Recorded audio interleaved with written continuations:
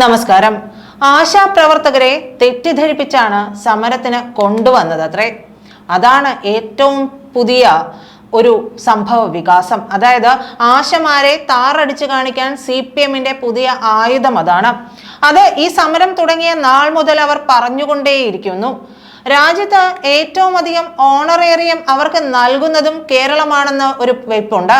മാത്രമല്ല അത് പൂർണ്ണമായി ലഭിക്കാനായി നേരത്തെ ഉണ്ടായിരുന്ന എല്ലാ വ്യവസ്ഥകളും നീക്കം ചെയ്യുകയും ചെയ്തു. പക്ഷേ സത്യം അതല്ല. സിക്കിമിൽ ഓണറേറിയം 10,000 മറ്റ് സംസ്ഥാനങ്ങളിൽ കുറവാണെങ്കിലും കേരളത്തിലെ ജീവിത ചെലവുകൾ ദേശീയ ശരാശരിയേക്കാൾ എത്രയോ കൂടുതലാണ്. അതുകൊണ്ട് തന്നെ മറ്റ് സംസ്ഥാനങ്ങളെക്കാൾ നേരിയ കൂടുതലിൽ വേതനം നിശ്ചയിക്കുന്നതിൽ അർത്ഥവുമില്ല. വാർഷികാടിസ്ഥാനത്തിൽ നിരന്തരം പുതുക്കപ്പെടുകയാണ് വേണ്ടത്. കേരളത്തിൽ 941 ഗ്രാമപഞ്ചായത്തുകളിലെ 15,962 വാർഡുകളിലായി 26,448 ആശാപ്രവർത്തകരാണുള്ളത്. ഏതാണ്ട് 1,300 പേർക്ക് ഒരു ആശാപ്രവർത്തക. നഗരങ്ങൾക്ക് പുറത്ത് പ്രത്യേകിച്ച് പിന്നാക്ക വിഭാഗങ്ങൾക്കിടയിലും സ്ത്രീകൾക്കും പ്രായമായവർക്കും ആരോഗ്യ സംരക്ഷണം ഉറപ്പുവരുത്തുന്നതിൽ ഇവർക്ക് പ്രധാന സ്ഥാനമുണ്ട് എന്ന് പ്രത്യേകം പറയേണ്ടതുമില്ല. അങ്ങനെ നോക്കുമ്പോൾ പ്രാദേശികാരോഗ്യ കേന്ദ്രവും സാമൂഹിക ക്ഷേമവും സാധ്യമാക്കാൻ ആശാപ്രവർത്തകർ നൽകുന്ന സേവനങ്ങൾ പറയാതിരിക്കാൻ പറ്റില്ല. പൂർണ്ണ ജനാധിപത്യത്തിന്റെ സാക്ഷാത്കരണം യാഥാർത്ഥ്യമാക്കാൻ അവരുടെ സംഭാവനകൾക്ക് നിർണായക സ്വാധീനവുമുണ്ട്. അതുകൊണ്ട് തന്നെ സമരക്കാരുടെ ന്യായമായ ആവശ്യങ്ങളൊക്കെ അംഗീകരിക്കപ്പെടേണ്ടതാണ്. അന്തസ്സായി അവർക്ക് തൊഴിലിൽ തിരികെ പ്രവേശിക്കാനുള്ള സാഹചര്യം ഒരുക്കുകയും വേണം. അങ്ങനെ ചെയ്യുന്നത് കൊണ്ട് സംസ്ഥാന ഭരണകൂടം തോൽക്കുകയല്ല, പകരം കാലോചിതമായ ജനകീയ ആവശ്യങ്ങളെ അംഗീകരിക്കുകയും ഏറ്റെടുക്കുകയുമാണ് ചെയ്യുന്നത്. 1.5 മാസമായി ഭരണ സിരാ കേന്ദ്രത്തിന്റെ മൂക്കിന് താഴെ രാപ്പകൽ സമരം നടത്തുന്ന ആശാപ്രവർത്തകരുടെ കാര്യത്തിൽ അവർ കൈക്കൊള്ളുന്ന നിഷേധാത്മകവും അഹങ്കാരമുറ്റുന്നതുമായ നിലപാട് കഴിഞ്ഞ നിയമസഭാ തിരഞ്ഞെടുപ്പിൽ ഭരണ തുടർച്ചയുണ്ടാകാൻ മുഖ്യ കാരണഭൂതരായത് മഹാപ്രളയത്തിന്റെയും മഹാമാരിയുടെയും കാലത്ത് വീടാന്തരം കയറിയിറങ്ങി ആരോഗ്യ പ്രതിരോധം സാധ്യമാക്കിയ ആശാപ്രവർത്തകരായിരുന്നു. സ്വന്തം ജീവനേക്കാൾ അപര സൗഖ്യം ഉയർത്തിപ്പിടിച്ച അവരാണ് ഏത് ആപത്തുകാലത്തും സർക്കാർ കൂടെയുണ്ടെന്ന വിശ്വാസം അടിത്തട്ടിൽ ഉറപ്പിച്ചത്. അവരെ തന്നെയാണ് ഇന്ന് ഈ ഇടതുപക്ഷ ഭരണകൂടം അവമതിക്കുന്നത് എന്ന് നമ്മൾ മറന്നു പോകരുത്. 2014 ഡിസംബർ 8 നിയമസഭയിൽ എളമരം കരീം ആശാപ്രവർത്തകർക്ക് പ്രതിമാസ ഓണറേറിയമായി 10,000 രൂപ നൽകണമെന്ന് ആവശ്യപ്പെട്ടിരുന്നു. പക്ഷേ അന്ന് അദ്ദേഹം പ്രതിപക്ഷത്തായിരുന്നു എന്ന് മാത്രം. 10 വർഷം കഴിയുമ്പോൾ അതായത് എളമരം കരീം പ്രതിനിധീകരിക്കുന്ന പാർട്ടി തുടർച്ചയായ 2ാം തവണയും ഭരണം തുടരവെയാണ് ആശാപ്രവർത്തകരെ പാട്ടപ്പിരിവ് നടത്തുന്നതെന്ന് പരിഹസിച്ചത്. 3 മാസമായി ശമ്പള കുടിശ്ശിക കൊടുക്കാനുള്ളപ്പോഴാണ് അവർ ഈ സമരം തുടങ്ങിയത്. അങ്ങനെ ശമ്പളം കിട്ടാത്ത, വീട്ടിൽ കാര്യമായൊരു നീക്കിയിരിപ്പുമില്ലാത്ത സമരക്കാർ കഞ്ഞിക്കും പയറിനും വേണ്ടി അഭ്യുദയകാംക്ഷികളുടെ അടുത്ത പാട്ടയുമായി പിരിവെടുക്കുന്നുണ്ടെന്നത് വസ്തുത തന്നെയാണ്.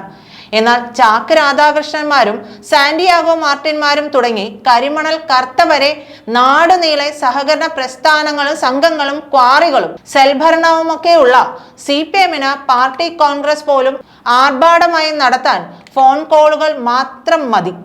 അങ്ങനെയിരിക്കെ നിസാര തുക ദിവസക്കൂലി വാങ്ങുന്നവർ വഴിപോക്കരോട് പാട്ടപ്പിരിവ് നടത്തുന്നത് കാണുമ്പോൾ അവർക്ക് ചിലപ്പോൾ പുച്ഛം തോന്നുക സ്വാഭാവികമാണ്. ഭാരതത്തിലെ ഏറ്റവും വലിയ ഇടതു തൊഴിലാളി പ്രസ്ഥാനത്തിന്റെ ദേശീയ അധ്യക്ഷൻ കൂടിയായ സഖാവ് എളമരം കരീമിന് പാട്ടക്കിലുക്കം അരോചകമാകുന്നുണ്ട് എങ്കിൽ അത് CPM-ലെ നയവ്യതിയാനങ്ങളുടെ പ്രതിഫലനമാണ് എന്ന് പറയാതെ വയ്യ. പാർട്ടി ചാവേറുകളുടെ ആദ്യാക്രോശം ആശക്കാർ തൊഴിലാളികളല്ല എന്നതായിരുന്നു. സാങ്കേതികമായി അത് ശരിയാണ്. പക്ഷേ സർക്കാർ റിപ്പോർട്ടിലും പാർട്ടി പത്രത്തിലുമൊക്കെ ആശക്കാരുടെ അധ്വാനത്തെ പറ്റി അനവധി പരാമർശങ്ങൾ ഉണ്ടായിട്ടുണ്ട്.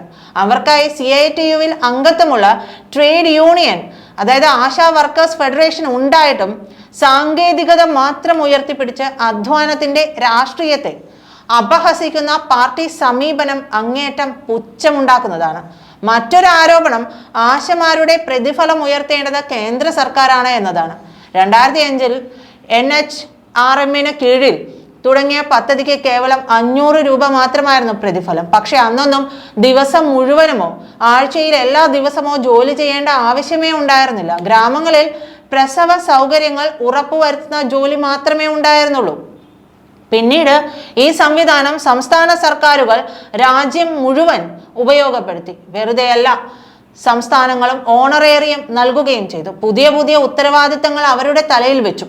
കേരളത്തിലെ ഒരു ആശാപ്രവർത്തകർക്ക് 43 വ്യത്യസ്ത ചുമതലകളുണ്ട്. 24 മണിക്കൂറും പ്രവർത്തന സജ്ജരായിരിക്കേണ്ട ആവശ്യമാർക്ക് പൊതു അവധി ദിവസമോ ലീവോ ഹാജർ പുസ്തകമോ പോലുമില്ല എന്നത് നമ്മൾ മറന്നു പോകരുത്. ദിവസവും 10-12 മണിക്കൂർ ഫീൽഡിൽ പണിയെടുത്ത് ബാക്കി സമയം അന്നന്നത്തെ റിപ്പോർട്ട് എഴുതി ടൈപ്പ് ചെയ്ത് അയച്ചു കൊടുക്കുക കൂടി വേണം. ഇതിനിടെ വീട്ടിലെ പണിയും ചെയ്യണം. എന്നിട്ടും കേരളത്തിലെ ആശമാർക്ക് ഒരു ദിവസം കിട്ടുന്നത് 232 രൂപയാണ്. സംസ്ഥാന സർക്കാരിന് സാമ്പത്തിക ബുദ്ധിമുട്ട് ഉണ്ട് എന്ന് പറയുന്നു. അതിന് കാരണം അതുകൊണ്ട് ഓണറേറിയം വർദ്ധിപ്പിക്കാൻ കഴിയുന്നില്ല എന്നുണ്ടെങ്കിൽ അവരുടെ ജോലിഭാരം കുറക്കണം. അതിന് കേന്ദ്ര സർക്കാരിനെ കുറ്റപ്പെടുത്തേണ്ടതുണ്ടോ എന്നുള്ളതൊരു ചോദ്യമാണ്. ആശാപ്രവർത്തകർ കേന്ദ്ര സർക്കാരിനെതിരെയാണ് സമരം ചെയ്യേണ്ടതെന്ന് ഉപദേശിക്കാൻ തോമസ് ഐസക് മുതൽ വീണ ജോർജ് വരെയുണ്ട് എന്നുള്ളതാണ് വസ്തുത. മന്ത്രി ആർ ബിന്ദു ഒരുപടി കൂടി കടന്ന് കേന്ദ്രത്തോട് ആവശ്യങ്ങൾ പറയാൻ നട്ടെല്ല് വേണമെന്ന് കൂടി പറഞ്ഞു. രണ്ടറ്റം കൂട്ടിമുട്ടിക്കാൻ പാടുപെടുന്ന മാസാവസാനം കടത്തിനുമേൽ കടം വാങ്ങുന്ന ഈ സാധാരണക്കാർ ഡൽഹിയിൽ പോയി എങ്ങനെ സമരം ചെയ്യണമെന്നാണ് ഇവരൊക്കെ പറയുന്നത് എന്നുള്ളത് മനസ്സിലാകുന്നില്ല. മറ്റൊരു സംശയം, നാട്ടുകാരുടെ പരിവട്ടങ്ങൾ അവർ കേട്ട് തന്നെ കേന്ദ്രത്തിൽ അറിയിച്ചാൽ മതിയെങ്കിൽ പിന്നെ എന്തിനാണ് ഇവിടെ ഒരു സംസ്ഥാന ഭരണകൂടമുള്ളത്?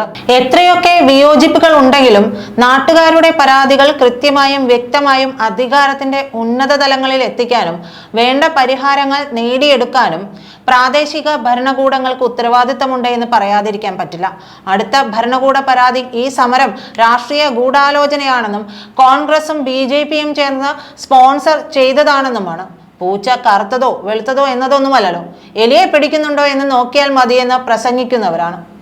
പൊതുശത്രുവിനെതിരെ ഒന്നിക്കാൻ കക്ഷി രാഷ്ട്രീയത്തിന് അതീതമായി വിശാല രാഷ്ട്രീയ ഐക്യം വേണമെന്ന് ആഹ്വാനം ചെയ്തവരാണ് ഇവരൊക്കെ. സഖാവിന്റെ വാക്കിന് കീറിയ ചാക്കിന്റെ വിലയല്ലേ ഉള്ളൂ എന്ന് ഇവിടെ ഉന്നയിക്കേണ്ട യഥാർത്ഥ ചോദ്യം ആശാപ്രവർത്തകർ ഉന്നയിക്കുന്ന കാര്യങ്ങൾക്ക് പ്രസക്തിയുണ്ടോ ഇല്ലയോ എന്നതാണ്. അവർക്ക് കൂലി കുറവാണോ? ആണ്. കുടിശ്ശികയുണ്ടോ? ഉണ്ട്. 3 മാസത്തെ കുടിശ്ശികയാണുള്ളത്. ജോലിഭാരം കൂടുതലാണോ? ആണ് എന്ന് തന്നെ പറയണം. അധിക ആനുകൂല്യങ്ങൾക്കായി പഞ്ചായത്തിന്റെയും ഉന്നതതല ഉദ്യോഗസ്ഥരുടെയും മുന്നിൽ തലകുനിക്കേണ്ടതുണ്ടോ എന്ന് ചോദിച്ചാൽ അതുണ്ട്.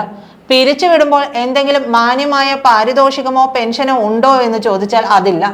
എന്ന് വെച്ചാൽ അനിശ്ചിതത്വം നിറഞ്ഞു നിൽക്കുന്ന ജോലി തന്നെയാണ് അവർ ചെയ്യുന്നത്. എങ്കിൽ പിന്നെ അവർ ചെയ്യുന്ന സമരം ന്യായമല്ലേ? സമര ചരിത്രഗാഥകൾ പാടി നടക്കുന്ന ഈ ചുവപ്പുകാർക്ക്, അതായത് ഈ കമ്മ്യൂണിസ്റ്റുകാർക്ക് ഇതൊന്നും ഉൾക്കൊള്ളാനൊന്നും കഴിയുന്നില്ല. ഓണറേറിയം കൂട്ടാൻ സംസ്ഥാന സർക്കാരിന് കഴിയും. അതുകൊണ്ടാണല്ലോ 500 രൂപയിൽ നിന്ന് 7000 ഓണറേറിയം ഉയർത്തിയെന്ന് അവർ അവകാശപ്പെടുന്നത്. എന്നാൽ അത് 25,000 ആക്കണമെന്ന് മന്ത്രി വീണ ജോർജ് അഭിപ്രായപ്പെടുന്നുണ്ട്. 21,000 ആക്കുമെന്ന് പാർട്ടിയുടെ തിരഞ്ഞെടുപ്പ് മാനിഫെസ്റ്റോയിലും പറയുന്നുണ്ട്. അതെല്ലാം കേന്ദ്രത്തെ കൊണ്ട് കൊടുപ്പിക്കാമെന്നാണോ കരുതിയത് എന്നുള്ളത് അറിയില്ല. മാത്രമല്ല, പുതിയ കാറ് വാങ്ങാനും DAയും PSC പ്രഭുക്കന്മാരുടെ ശമ്പള സ്വപ്നമാക്കാനും വിപ്ലവ സർക്കാരിന് സാമ്പത്തിക ഞെരുക്കമൊന്നും അനുഭവപ്പെടുന്നില്ലല്ലോ എന്ന് ചോദിച്ചാൽ ഇവരെല്ലാവരും വായടച്ച് മിണ്ടാതെയിരിക്കും. കാരണം അവർക്ക് മാത്രമേ ശമ്പള വർധനയുള്ളൂ. നന്ദി.